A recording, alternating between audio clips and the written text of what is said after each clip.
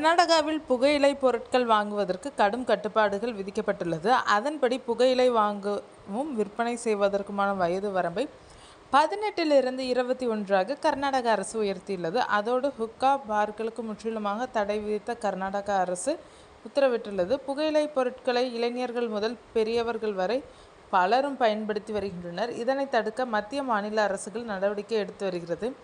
மேலும் புகையிலை பொருட்களுக்கு எதிராக பல்வேறு நாடுகளும் நடவடிக்கை எடுத்து வருகிறது. இந்த நிலையில் கர்நாடகாவில் புகையிலை பொருட்களை வாங்குவதற்கு கடும் கட்டுப்பாடுகள் விதிக்கப்பட்டுள்ளது. உலக புகையிலை எதிர்ப்பு தினத்தை முன்னிட்டு சிகரெட் மற்றும் பிற புகையிலை பொருட்கள் சட்டத்தில் பெரிய திருத்தங்களை மேற்கொண்டுள்ளது. அதன்படி சிகரெட் மற்றும் பிற புகையிலை பொருட்கள் வழங்கல் மற்றும் விநியோகம் ஒழுங்குமுறை சட்டத்தின்படி பொது இடங்களில் புகையிலை மெல்லுதல் மற்றும் துப்புதல் ஆகியவை தடை செய்யப்பட்டுள்ளனர்.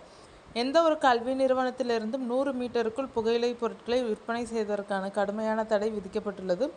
உணவகங்கள், பப்கள் அல்லது கெஃபேகள் என எந்த இடங்களில் ஹுக்கா பார்கள் செயல்பட தடை விதிக்கப்பட்டுள்ளது. புகையிலை பொருட்கள் வாங்குவதற்கும் விற்பனை செய்வதற்கான வயது வரம்பு 18 21 உயர்த்தப்பட்டுள்ளது. இதனை மீறினால் ரூ.1000 அபராதம் விதிக்கப்படும். சட்டப்பிரிவு 4 படி ஹுக்கா பார்களை நடத்தினால் 1 முதல் 3 ஆண்டுகள் வரை சிறை தண்டனை மற்றும் ரூ.50,000 முதல் 1,00,000 வரை அபராதம் விதிக்கப்படும்.